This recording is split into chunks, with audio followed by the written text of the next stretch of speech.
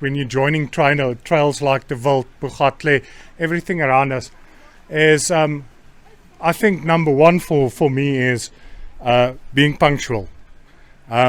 You're hanging out with the other group of people, and if you're the guy that's late, you're making it difficult for everyone. And especially when you're doing technical trails like Bogatle, that type of stuff, that trail can take you the whole day. So if you pitch up an hour and a half late and you want to be home before sundown, you're going to lose out on that one. Next one is, guys, you need to have your recovery equipment. Everything you're going to need for that day, try and have your own. That also eats up a lot of time, and you especially need this stuff when you're doing overlanding in any case. Doing a trail, have a deflator with you. Make sure you've got that. Have a recovery kit with you. Also, when you get stuck, the right etiquette is you take out your recovery gear and the guys recover you with that. That's the thing that not a lot of new drivers know. But you know what? These kits they take a lot of strain. Stuff breaks. If you overuse them, that type of stuff starts happening. So if recovery needs to happen, you need to be recovered, you should have your own kit there. That's just good driver etiquette. Other thing is communication is very important. There's a lot of guys with RR radios, but you can also look at these little Bosvark radios. As soon as a group becomes 10 or more, I would suggest having radios so that everybody can communicate with each other. Raymond left off there. Another thing that I find is very important, especially when you start doing long distances, the most important thing to remember, you must always see the guy behind you. Don't worry what's going on in front. If you can see the guy behind you, the convoy is never going to get lost.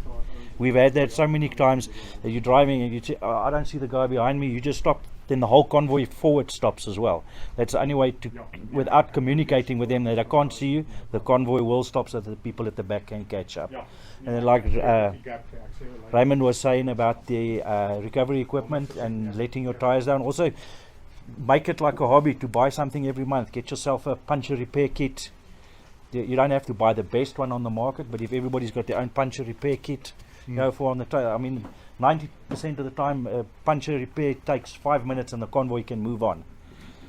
Yeah, so if you got your own equipment in there, then everything always is moving. Yeah. Thanks, Stephen. Okay. The other thing you guys also need to keep in mind is keep a following distance. And the rule of thumb is always keep the guy behind you in your rear view mirror. If you don't see him, he's going to lose the convoy and he's going to miss turnoffs and all that type of stuff. So a good rule of thumb is always keep the guy behind you in your rear view mirror, and then nobody gets lost, and again, you're saving time and everybody has a more enjoyable time. Other thing is when you're driving hills and dips and that type of stuff, make sure don't drive right on the guy's arse, because sometimes they get stuck in the middle or they're struggling to get up an obstacle. Go and make sure that that guy is through that dip or over that hill completely before you take it on. And everybody thinks this is like common sense, but there's so many people not doing this type of thing. Other thing is, while you guys on the trail and you want to pull off, you want to look at a few things, make sure that you're out of the road, that other cars can still pass you. We don't say don't do it, just do it in a manner. Think about things, make sure the path is clear for other people to get past you at least. We had it a few times at the Wild where brand new Jimny drivers got here. They just stopped in the middle of the road and there was a pile-up of about 30 cars behind them. That upsets everyone. So try not to do that. Another one from your side, Stephen? I'd just say two people in a car are a team. Get to understand each other. If your passenger has to get out to you and explain to you how to come past the rock, make sure that you understand each other's hand language. So not everybody has to understand your language. The two of you have to understand it and practice it. It's good fun to do it. Yeah, sure. Try, right, no. I say, come. Yeah, yes, fine. And he's looking at the other guy. Yeah, keep on coming. Whoa, car over the ground. Stuff like that happens. And also, you'll always have if you've got a established group you're driving with, you're always going to have a group leader. Having a driver briefing before you start off is very, very important, because then everybody knows what's going to happen for the day, how everything needs to fit in, and that's also going to be your go-to guy if you get to the hairy obstacles. Always trust the guy that's guiding you. Choose an experienced guy. Listen to one person, not all the guys standing next to the side. Yeah, reform, yeah, go. Listen to one guy, and that's the experienced guy that you trust. Also, never do an obstacle that you don't feel comfortable with. Nobody's going to force you to do an obstacle. That's your car, you're paying for it, you're paying that insurance. Let's make the right choices. Guys, I've got a YouTube channel. Blaine has got a YouTube channel. We've got Dimitri with Beastie's channel as well. You guys seeing people doing extreme stuff in a Jimny. Vic especially as well. If you've seen Vic Randall's video, Vic does the extreme stuff, but he's got the experience. His car is kitted to do that type of stuff. Now, a guy, brand new Jimny, doesn't even have number plates on. He tries and do the same thing because he saw it on YouTube. Don't be that guy. Don't be that guy. Take on an obstacle, get to know your vehicle first. You can try out the obstacle. You don't have to drive it to the top. Just get the feel before you hit it hard and think you're going to reach the top. Another thing you guys need to watch out for today, on this trail specifically, are those muddles. My recommendation, they make awesome videos, but they cost you money. It's going to be a week, 2 weeks time. You're going to be replacing wheel bearings on your Jimny and bearings on the drive shaft as well. This mud down here is so thin, it gets into everything and it grinds up everything. So stay out of that mud. I know you saw it on YouTube. Don't do it.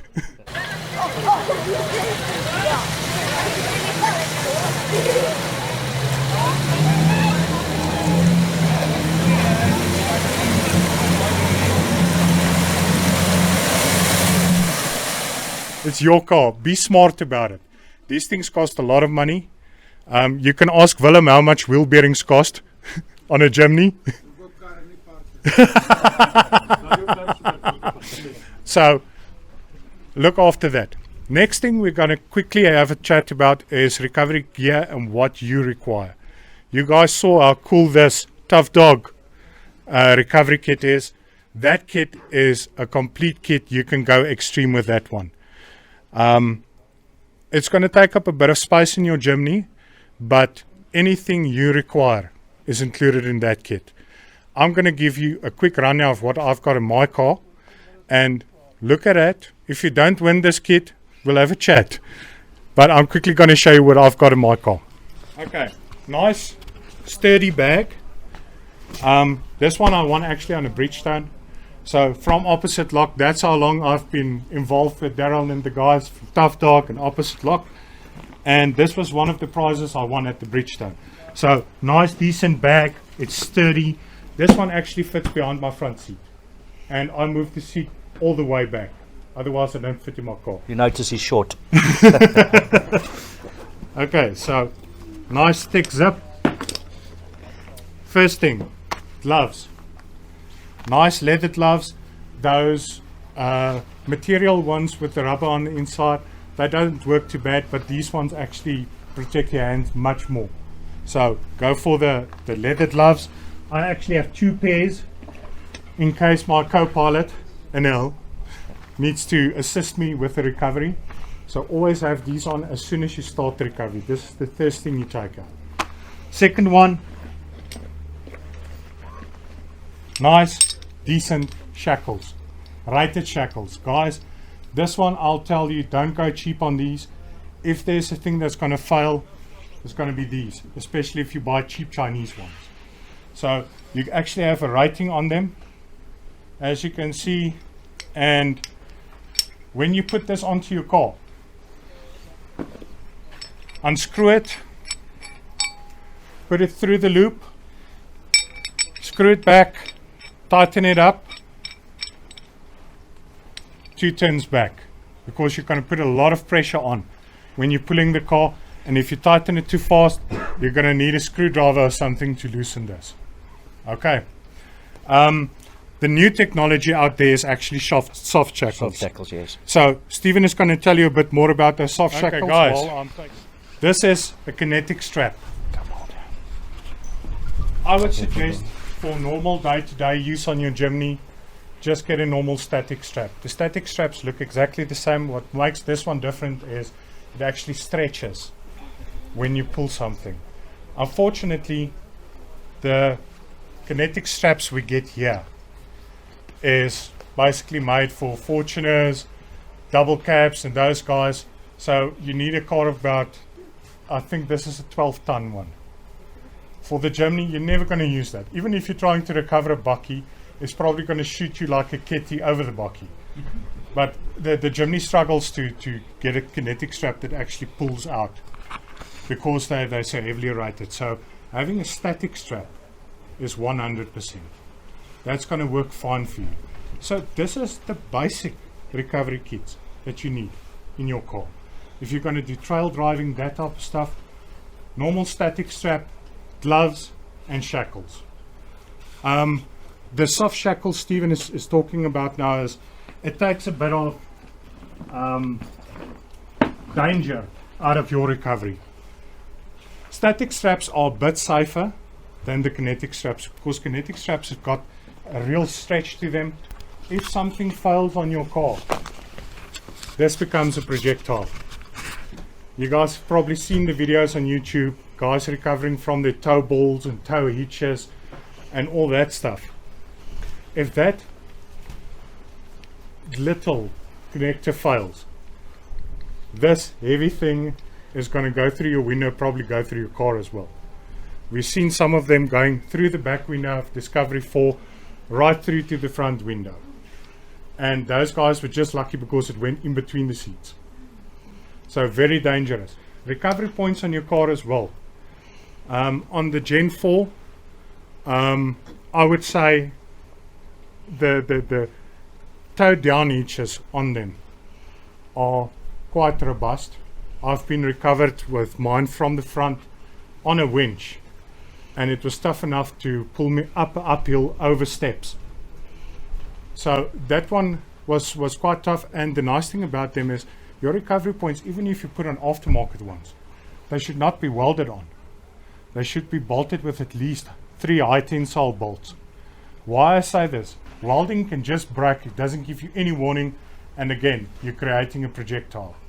So if you do aftermarket ones, make sure that they're fastened with at least 3 high tensile bolts. Why the high tensile bolts? Because they give you a warning. All 3 won't break at the same time. You're going to have 2 or 1 break, and then you know. Clunk, you hear it, stop, check what's happening on your recovery. So front and rear on the Gen 4, I'm happy with to do Jimny on Jimny recovery.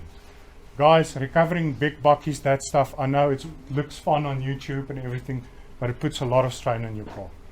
Really a lot of strain, and I've only had experience with one kinetic rope that actually works on a Jimny recovering a bigger vehicle, and that's the POF other rope. But that thing fits into a whole ammo case. So it's a lot of packing space. If you really want to recover big vehicles, you're going to have to look at something like the POF other or a lower rated kinetic strap. But as soon as that starts happening, have safety blankets to try and protect you from the projectiles you're creating. Okay. Stephen, quickly tell us about those soft shackles and why they are safer. Okay, soft shackle, it's got 0 kinetic energy. Don't believe everything you see on YouTube. The guys say that the plasma and the dynamo still has kinetic energy. It's not. Your kinetic energy is stored in your bow shackle. It's metal, so it elongates. When something snaps over there, that's that elongation in your metal that creates the kinetic energy. This has got 0 kinetic energy. So what you will do typically, you'll go through your bow shackle, which has been fastened onto your rated recovery point on the vehicle. You'll be putting that through there. Then your recovery rope through there, and then you'll be using the knot. It gets there. So that will be onto your vehicle.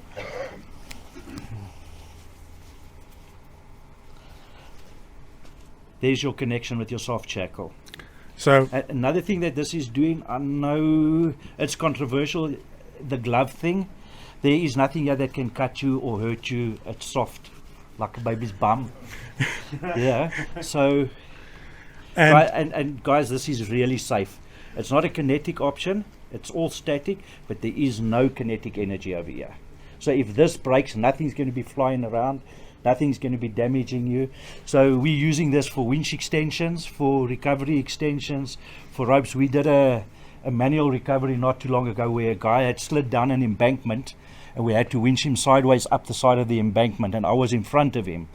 So I went from my vehicle to the top of the hill over a big tree, down with a snatch ring down to his vehicle, and we pulled the whole vehicle up the side like that. And what's nice about this, because there's no stretch in your dyneema either, so you don't have this pull, when's it getting tight, it's tight immediately. And again, this is actually that's connected to your car, so it should have 3 high tensile bolts, as you can see it here. You don't have any projectiles on this setup.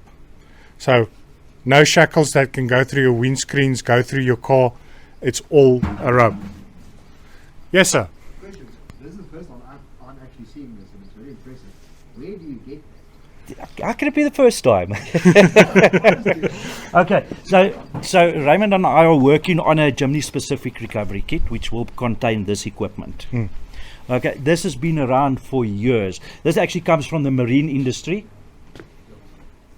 So this is just a fancy knot, they call it a diamond knot. And then as well, let's take your winch for instance, or your tow rope, or anything that breaks when you're in the bush.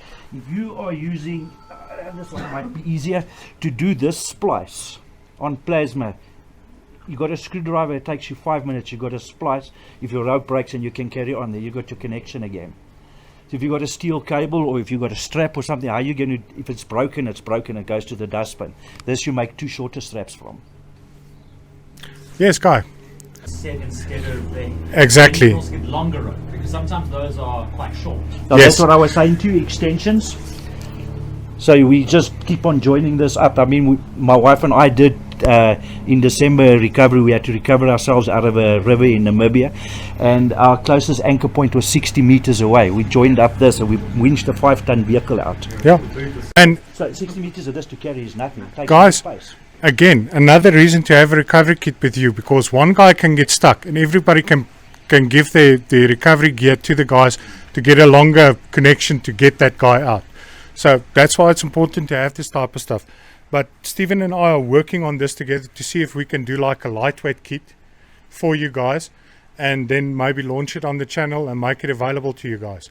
So, you know, we're trying to do stuff that fits the Jimny, and that's what you should also do today with these vendors. You should go to these guys and tell them what you want, because there's probably a product like that out there.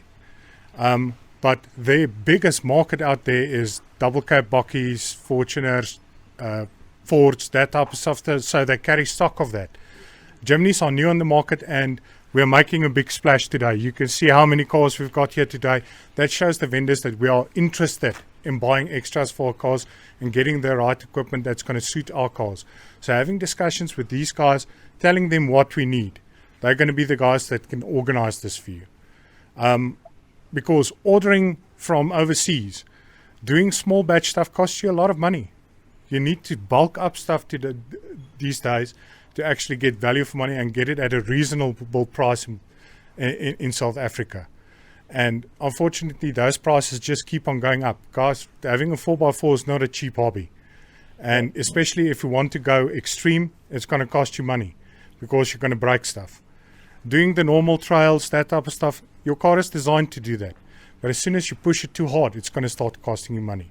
And better be prepared when that type of stuff happens. Responsible group that you're joining, responsible guys driving with you, having the right recovery equipment, having the right accessories on your car. First thing I'd suggest on a Jimny, radial cups, rock sliders. That's the first part of your car that's going to get damaged. Those radial cups are just too low and you're going to bend them close like this.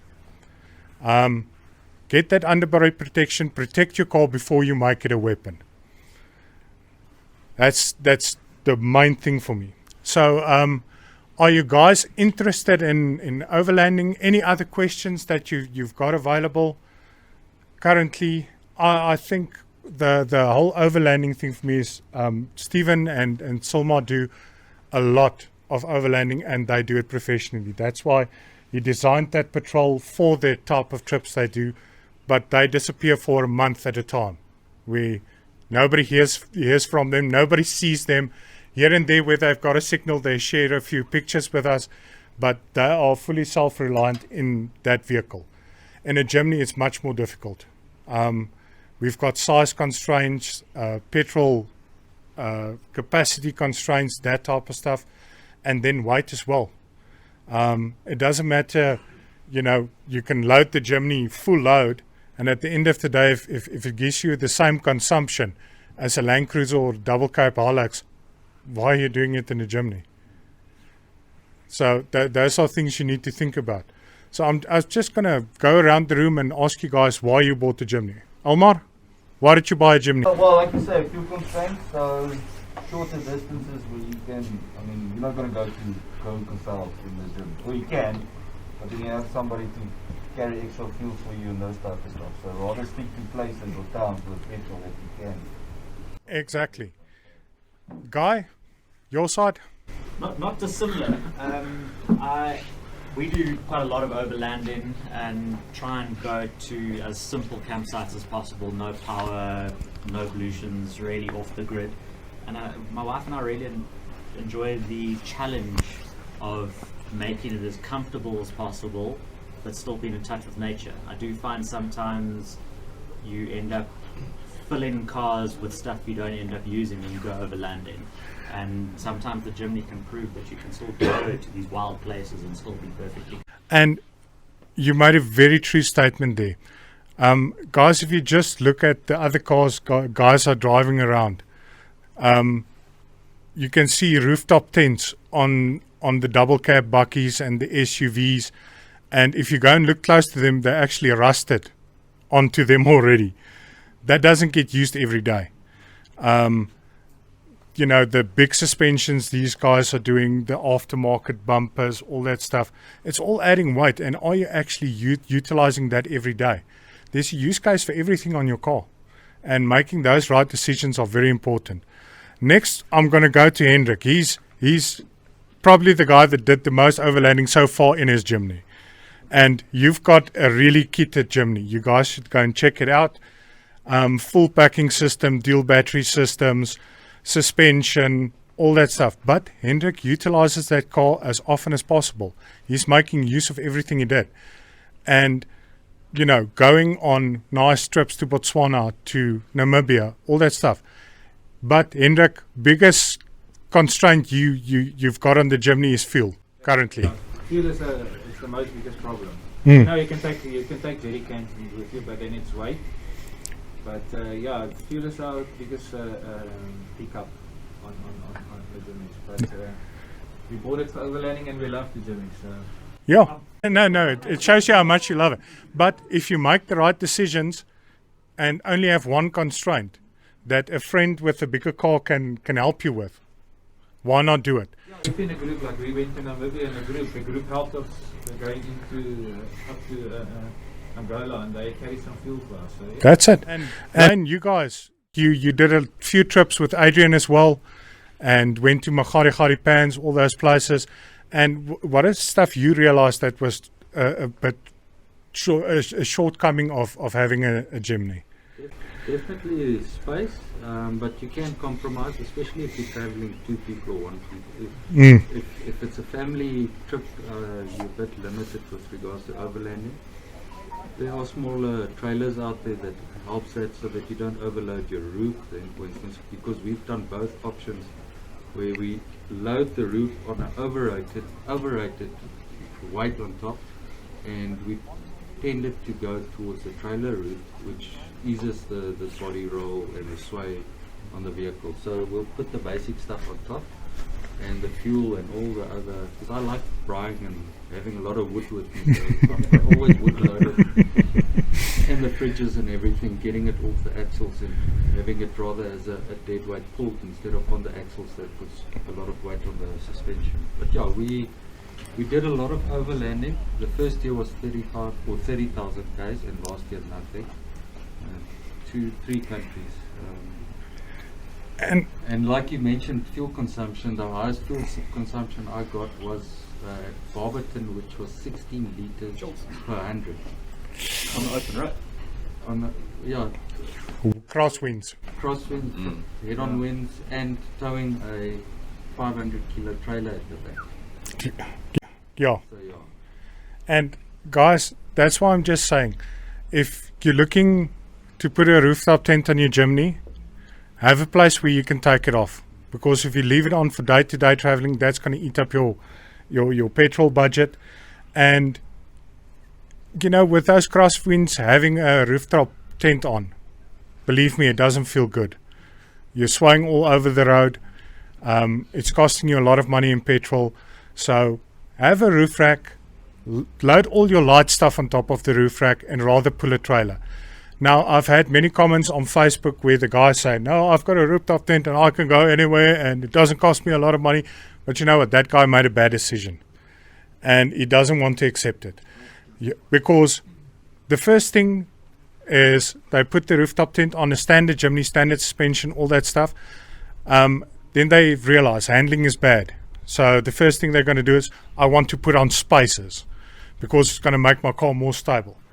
Spacers have got their place in the 4x4 world, you know, especially when you're driving in Namibia, when you want to fit in the other cars' tracks.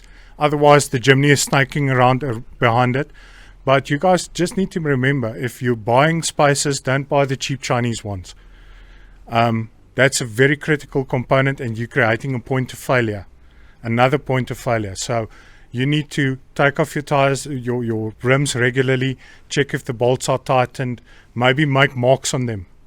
A lot of guys do like a Tipex mark or just a scratch mark to see if the bolt has moved, it's tightened or loosened. They do that on the suspensions and the radial cups as well. So that's a nice bit of maintenance, a maintenance tip I can give you.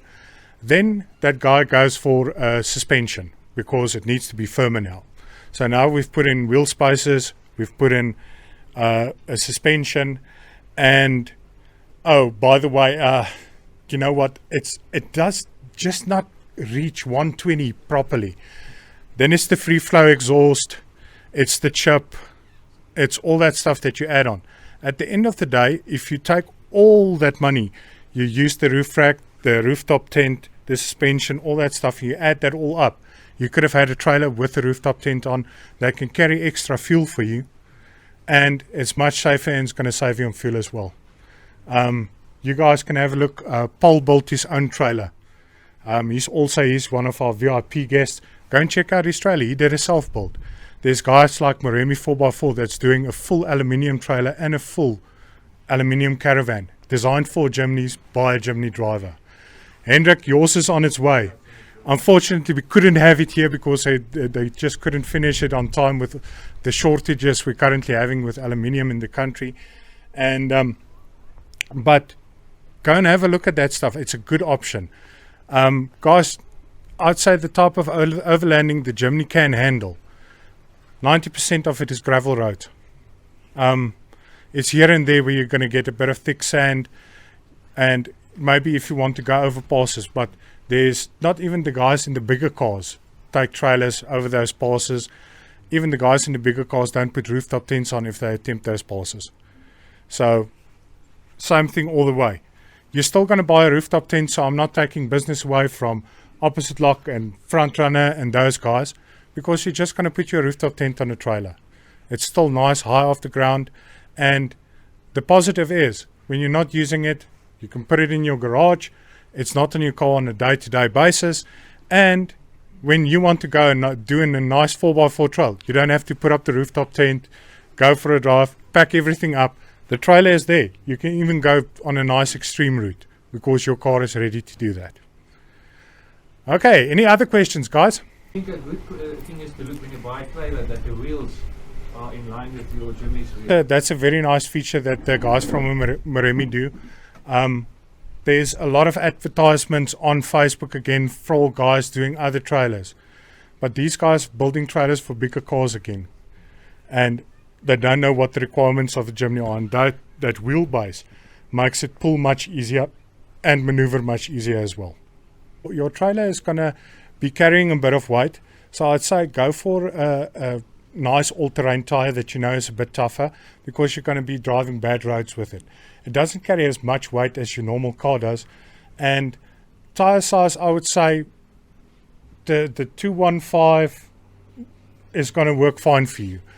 I don't say take the Fender trailers with the small little mini wheels on. Guys, you're taking this off-road. Put a decent tire on, put a decent size tire on as well. Put something in here. Yeah. And then I asked them to specially make the hubs for me. Use a Jimny rim. So I actually got the second spare wheel now on the trailer. And that's a really nice to have. Also, when you're doing overlanding, guys, having a few Jimnys with you in the group is a nice positive, because one guy might get a flat. You've got multiple spares that you can share between them, and that connects to the trailer as well.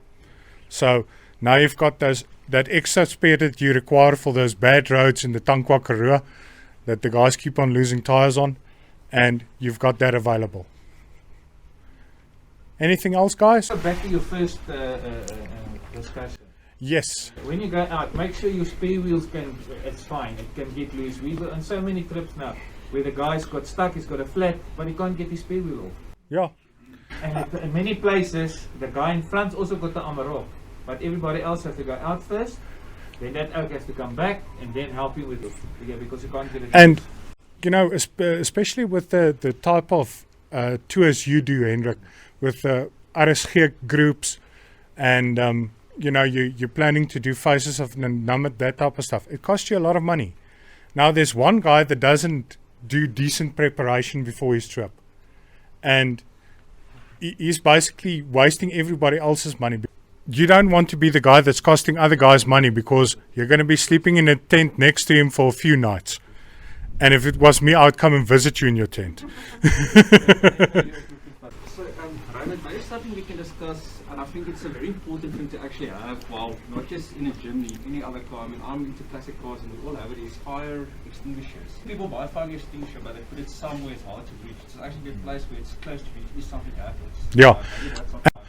And yeah, we always had to have our fire extinguishers in the Bridgestone competitions as well. They checked that it's actually up to date. You need to update them every year, make sure that they're full and safe and all that stuff. And guys, on this one, you're going to have to go for a bit of a bigger fire extinguisher. Those small ones, I don't think they can even put out a line match properly.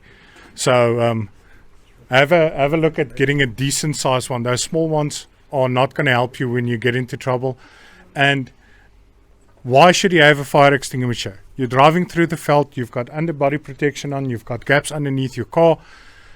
Grass gets stuck in those holes.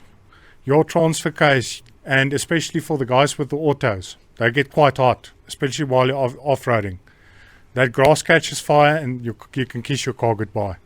It's instantly. You can maybe smell smoke the next.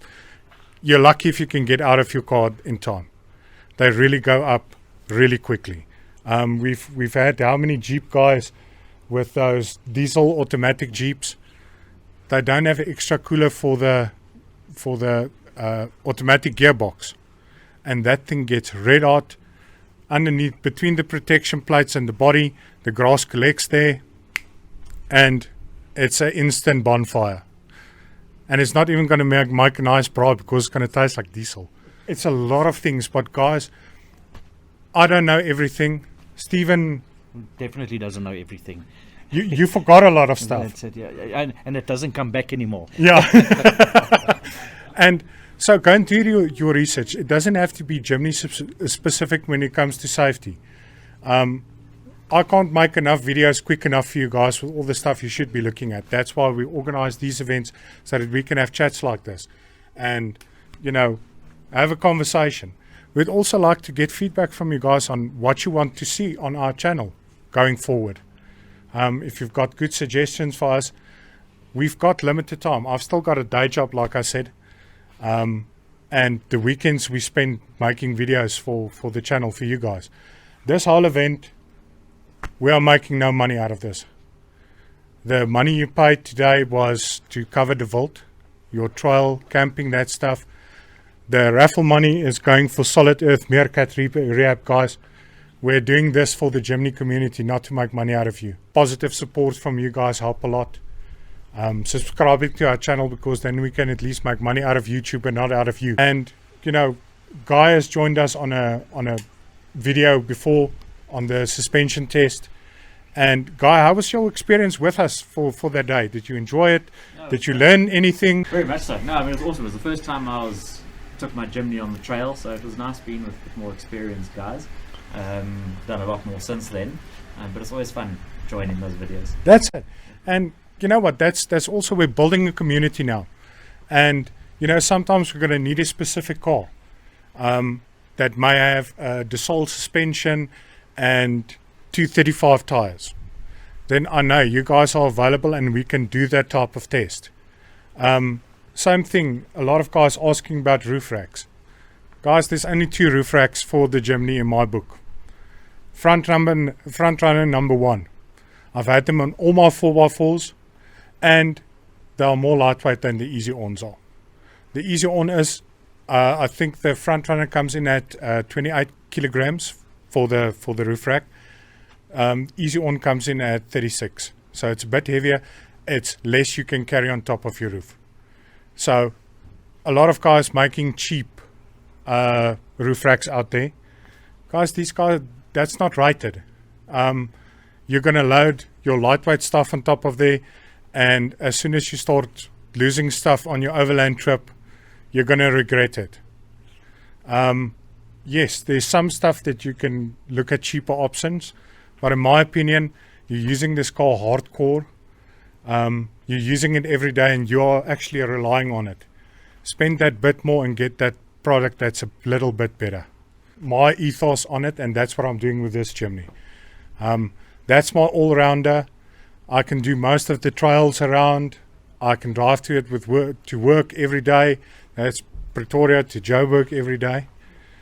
We can do overlanding trips like we did in December, where we did our full road trip down to Saldanha. Guys, that's an awesome video. It gives you all the basic information I'm giving you here now, and it gives you a nice route plan to follow. But you know, you've got the Jimny. Go and explore. Go and use it what it was built for. Don't use it as a mole crawler. That's just sad. Rather be a weekend warrior than a mole crawler. I know a lot of guys, no, I buy the Jimny for my wife. Probably 90% of you guys attending here. No, the Jimny is I bought it for my wife. You never keep your hands off it over the weekend, eh? So how much is it your wife's car? Everything you get from Australia. How they do things in Australia is, if you buy extra, you fit it to your car. It has to go through the road test again.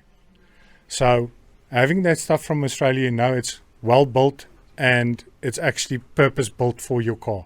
And make sure, get referrals from other guys before you get this type of accessories fitted to your car. You need to trust those guys because they're drilling holes into your car. Like I said on that video, I don't even watch them drilling holes in my car. That's how much I trust them. So get to know those guys better. We've given you a golden opportunity to engage with these vendors. Go make friends with them, ask them questions, tell them what you want. Don't go straight out and kit your Jimny to the max. It's going to cost you a lot of money. You're probably not going to use it that often. As you use the Jimny and you start realizing my ride is uncomfortable and it's not stable on the road, then you start looking at suspensions.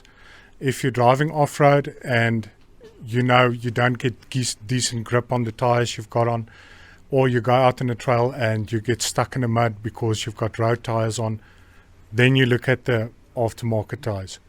I know everybody wants to bling up their car, but if you want to do it the smart way, kit it when it needs to be kitted. When you realize I'm using the car often to do this type of trial or to do overlanding, that's when you start are kitting out your car, when you start realizing that you need that. So don't just go out there and fit something because you think it's cool and it's going to look nice and everything. If you've got enough money, go for it. But don't come in to me and complain that my Jimny is now so overloaded and it's so heavy on fuel, I could have just as well bought a Jeep. We don't want that to happen. Keep your Jimny, enjoy your Jimny. Every time I'm sad, you see these Gen 4 Jimnys going now. It's got 6,000 Ks on, but the guy's got everything fitted to that car, 80mm tough dogs, 30-inch tires, everything. He killed that car and it didn't make sense for him anymore. Guys, I'm going to end this one. So go out and enjoy, mingle with each other, talk to each other, talk to the vendors, please. That's why we did this thing. Thanks a lot, eh?